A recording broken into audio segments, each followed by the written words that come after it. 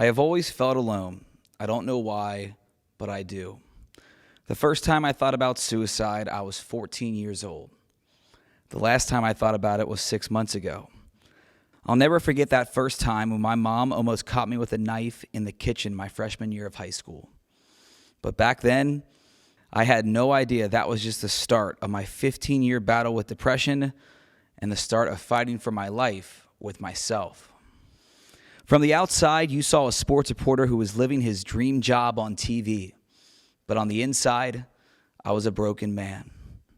For years, I've thought about jumping off a bridge, crashing my own car, or just drinking and drinking until I felt nothing.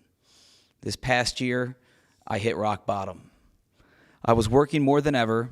I lost 3 family members in 3 months, and the woman I thought was the love of my life broke up with me. And that's when the thoughts of suicide came back. Every day, every hour, every minute. I couldn't take my sadness and pain anymore, and I was ready to go.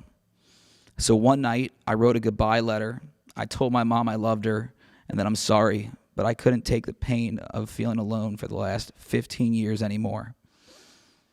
I explained how no one can understand what it's like to be me, being this sad every second of every day. I finished that letter, wiped away my tears, and then took a handful of pills and prayed to God to not wake up. I was okay with not being here. The next morning when I woke up, that's when I knew I needed more help than ever before.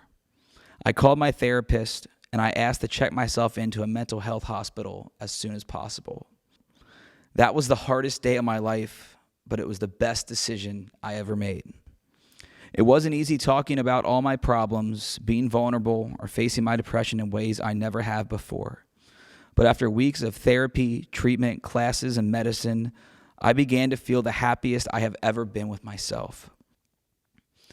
6 months ago, I was still thinking about suicide. And today I can tell you I will never let that terrible thought enter my mind again. I want to share my journey of depression and fighting it to hopefully help someone watching or listening to this. I was tired of fighting alone, and you shouldn't have to either. This is my why. This is why I'm starting the Mental Game podcast. Because I don't want anyone to have to suffer like I did from the depression, the anxiety, the suicidal thoughts. Nothing. My goal is to save lives with these conversations, and I think we'll do just that. The Mental Game is a mental health podcast with some of the biggest names in sports, music, and entertainment, all coming together to help fight depression. From NFL legends like Ricky Williams, to TV stars like Kate Flannery from The Office, to Grammy-nominated artists like the Eli Young Band, we are opening the conversation about mental health like it's never been done before. And I just want to say thank you to all the amazing athletes, musicians, and entertainers that are helping me break the stigma. If you're struggling, please know I'm living proof that you can make it. Loving yourself is a powerful thing. This was the hardest thing I had to do, but I owed myself this happiness. The answer isn't the same for everyone, but my best advice is do something. Please do something.